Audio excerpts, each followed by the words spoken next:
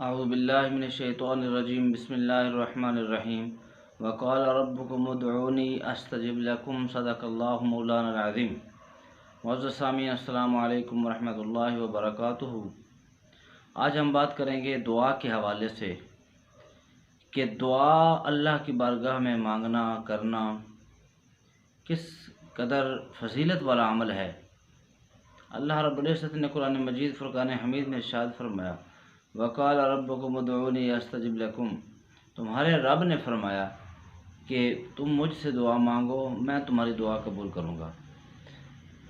دعا ایک ایسی عبادت ہے جو اللہ تبارک و تعالیٰ کو بہت ہی زیادہ پسند ہے۔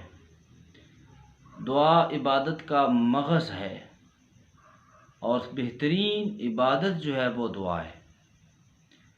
اللہ رب العزت کسی انسان کو یہ توفیق عطا فرماتا ہے کہ وہ اس کے حضور بار بار التجا کرتا ہے، دعا مانگتا ہے، استغفار طلب کرتا ہے۔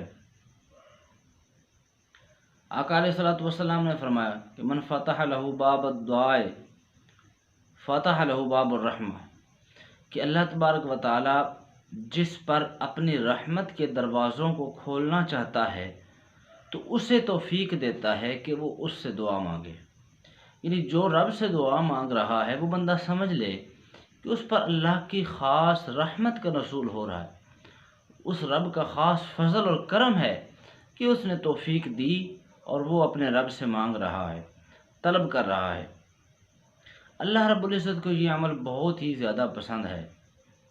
سرکار دو عالم صلی اللہ علیہ وسلم نے فرمایا کہ اللہ تبارک و تعالیٰ نے فرمایا، حدیث قدسی ہے کہ اے انسان، تو میرا دروازہ کھٹکھٹا تو صحیح، میرے در پہ آ تو صحیح، تو مجھ سے مانگ، چاہے تیرے گناہ سمندر کی جھاگ سے بھی زیادہ ہیں، آسمان کی بلندیوں سے بھی زیادہ ہیں اور زمین کی وسعتوں سے بھی زیادہ ہیں، تو مجھے اس بات کی کوئی پرواہ نہیں، تو میری بارگاہ میں حاضر ہو، مجھ سے مانگ، طلب کر، تو میں رب تجھے عطا کروں گا۔ جب تک تو مجھ سے مانگتا رہے گا میں تجھے عطا کرتا رہوں گا۔ سامعین، جو انسان کی تقدیر ہے وہ اللہ کی طرف سے مقرر کردہ ہے، لکھی گئی ہے۔ بچہ جب ماں کے پیٹ میں ہوتا ہے تو اس کی تقدیر رب کے ہاں محفوظ ہوتی ہے۔ لیکن سامعین، اللہ رب العزت نے آقا علیہ الصلوۃ والسلام کی اس امت پر خاص فضل اور کرم فرمایا کہ اس انسان کو رب نے یہ اختیار دے دیا کہ وہ چاہے تو اپنی اس تقدیر میں کمی بیشی کروا سکتا ہے۔ اب وہ کیسے ہوگا؟ اس کے لیے آقا علیہ الصلوۃ والسلام نے فرمایا کہ لا يرد القضاء الا بالدعاء والصدقہ، اللہ تبارک و تعالی تقدیر کو کبھی بدل نہیں سکتا سوائے دو چیزوں کے، ایک صدقہ اور خیرات اور دوسرا دعا۔ یعنی دعا چاہے تو دعا کے صدقے اللہ تعالیٰ اور صدقہ و خیرات کے صدقے اللہ تعالیٰ انسان کی تقدیر کو بھی بدل دیتا ہے۔ تو اس سے پتہ چلتا ہے کہ دعا کرنا کتنا فضیلت والا عمل ہے۔ اب ایک انسان اللہ سے دعا مانگتا ہے، اس کی دعا قبول نہیں ہوتی تو وہ پریشان ہوتا ہے۔ انسان دل میں کہتا ہے کہ پتہ نہیں کیا بات ہے، میں دعائیں رب سے مانگ رہا ہوں لیکن رب میری دعا قبول نہیں فرماتا۔ سامعین، آقا علیہ الصلوۃ والسلام نے اس دعا کی قبولیت کے حوالے سے بھی ارشاد فرمایا کہ اللہ رب العزت کے حضور جو بھی دعا مانگتا ہے اللہ تعالیٰ اس دعا کو قبول کرتا ہے۔ اب اس کے تین طریقے ہیں، آقا علیہ الصلوۃ والسلام نے فرمایا۔ ایک تو یہ کہ بندہ جب دعا مانگتا ہے تو اللہ تعالیٰ اس دعا میں جو مانگا جائے رب اس کو عطا کر دے، چاہے جلد عطا کر دے چاہے تو وہ تاخیر سے عطا کر دے۔ اور دوسرا طریقہ یہ ہے کہ جو انسان مانگتا ہے رب وہ تو عطا نہیں کرتا لیکن اس کے بدلے اللہ تعالیٰ کوئی اور نعم البدل عطا فرما دیتا ہے، اس کے متبادل چیز عطا فرما دیتا ہے۔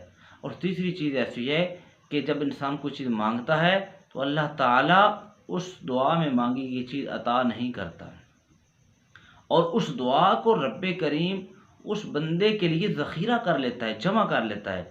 اب جب قبر میں انسان جائے گا، قیامت کا دن ہوگا، تو ایک انسان اپنے نامہ اعمال میں کئی نیکیاں دیکھے گا، نیکیوں کے انبار دیکھے گا، تو وہ فرشتوں سے پوچھے گا کہ اتنی ساری نیکیاں میں نے تو دنیا میں نہیں کی، یہ ساری مجھے کیسے عطا ہو گئی؟ تو اس کو جواب دیا جائے گا، انسان جو دنیا میں تو دعا مانگتا رہا، رب سے طلب کرتا رہا اور دنیا میں تجھے نہیں ملا، آج وہ دعائیں تمہارے لیے ذخیرہ ہوتی رہیں اور آج وہ دعائیں تمہارے نامہ اعمال میں نیکیوں کی صورت میں تمہیں عطا کر دی جا رہی ہیں۔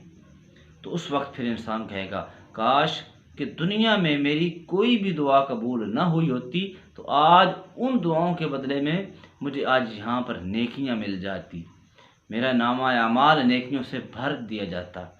تو اس لیے جو انسان رب سے مانگتا ہے، رب یقیناً اس کو عطا فرماتا ہے۔ اگر اس میں کوئی تاخیر ہو جائے یا اس کو وہ چیز نہ ملے تو وہ انسان اللہ سے شکوہ نہ کرے بلکہ اس پر صبر کرے اور پھر بھی رب کا شکر ادا کرتا رہے، کیونکہ وہ دعا کرنا کبھی نہ چھوڑے، دعا مانگتا رہے۔ دعا اللہ کو کتنی پسند ہے یہ آپ اندازہ لگائیں کہ اللہ رب العزت نے ہمیں نماز پڑھنے کا حکم دیا۔ اب ہم 5 وقت دن میں نماز ادا کرتے ہیں تو ہر نماز میں ہم دعا ہی رب سے مانگتے رہتے ہیں۔ ثنا پڑھتے ہیں یہ بھی دعا ہے، اور سورہ فاتحہ پڑھتے ہیں یہ بھی دعا ہے، تشہد میں بیٹھتے ہیں وہاں پہ بھی اللہ کی حضور دعا کرتے ہیں۔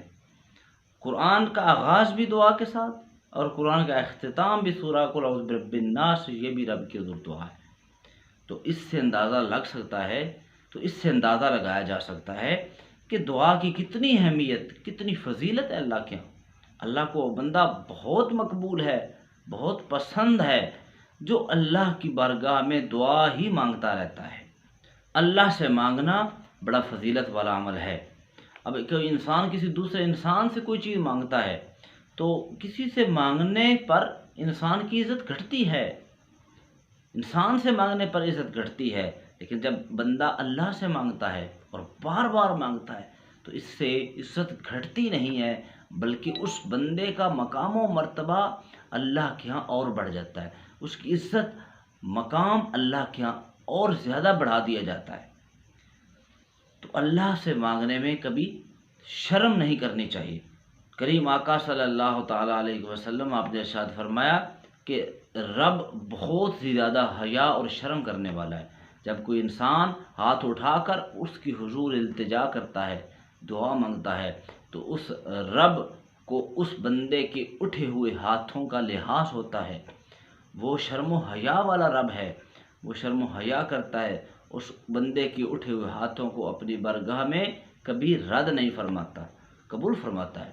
پھر آقا علیہ الصلوۃ والسلام نے اللہ کی حضور دعا مانگنے کا طریقہ بھی بتایا، فرمایا کہ جو تم رب سے جب مانگتے ہو تو اس طرح نہ مانگا کرو کہ باری تعالیٰ تو چاہے تو عطا کر، تو چاہے تو عطا نہ کر، یہ نہیں، بلکہ انسان کو یقین کے ساتھ اللہ سے مانگنا چاہیے، باری تعالیٰ تو مجھے یہ عطا کر، تو مجھے صحت عطا کر، تو مجھے رزق عطا کر، تو مجھے نیکی کرنے کی توفیق عطا کر۔ اس انداز سے مانگے گا تو اللہ تبارک و تعالی اس بندے پر ضرور کرم اور فضل فرمائے گا۔ اور سرکار دو عالم صلی اللہ علیہ وسلم نے فرمایا کہ جب انسان کوئی خوشی ملتی ہے، کوئی نعمتیں ملتی ہیں، تو اس خوشی کے لمحات میں، ان نعمتوں کے ملنے کے لمحات میں کبھی رب کو بھلانا نہیں چاہیے، رب کو بھولنا نہیں چاہیے۔ ہم کیا کرتے ہیں کہ جب ہمیں کوئی خوشی ملتی ہے، کوئی نعمت ملتی ہے، کوئی فضل رب کا کرم ہوتا ہے، تو ان لمحات میں ہم رب کو بھول جاتے ہیں، اور جب تکلیف ہوتی ہے، پریشانی ہوتی ہے، کوئی بیماری ہوتی ہے، تو پھر ہم گڑ گڑا کر اس رب سے اس بیماری کو دور کرنے کی دعائیں مانگتے ہیں، پھر ہمیں بڑی فکر ہوتی ہے۔ آقا علیہ الصلوۃ والسلام نے فرمایا، اے انسان، اگر تو چاہتا ہے کہ مصیبت کے لمحات میں، پریشانی کے لمحات میں وہ رب تیری دعاؤں کو قبول کرے، تو پھر تجھے چاہیے کہ جب خوشی کے لمحات ہیں، جب مسرت کے لمحات ہیں، جب نعمتوں کے ملنے کے لمحات ہیں، تو ان لمحات میں بھی رب کو کبھی نہ بلانا، ان لمحات میں بھی اللہ کو یاد کرتے رہنا، ان لمحات میں بھی اللہ سے دعائیں کرتے رہنا۔ تو جب خوشی کے لمحات میں اللہ کو یاد ہی کرتے رہیں گے تو پھر تکلیف اور پریشانی میں وہ رب تمہاری اور زیادہ جلدی سنے گا۔ تو اس لیے اللہ کی حضور مانگنا یہ شرم والی بات نہیں ہے، یہ فضیلت والا عمل ہے۔ الدعاء مخ العبادہ، دعا عبادت کا مقصد ہے، بہترین عبادت جو ہے وہ بھی دعا ہے۔ تو اس لیے اللہ کے حضور ہم دعا کرتے ہیں کہ اللہ تبارک و تعالی ہم سب کو زیادہ سے زیادہ اس وحدہ لا شریک کی بارگاہ میں دعا اور استغفار کرنے کی توفیق عطا فرمائے۔ اس حوالے سے کن لوگوں کی رب دعا نہیں قبول کرتا اور اس دعا کے تقاضے کیا ہیں، وہ انشاءاللہ العزیز کسی اور ویڈیو میں ہم اس حوالے سے بھی بات کریں گے۔ تو دعا ہے اللہ تبارک و تعالی ہم سب کو عمل کرنے کی توفیق عطا فرمائے۔ والسلام علیکم رحمۃ اللہ وبرکاتہ۔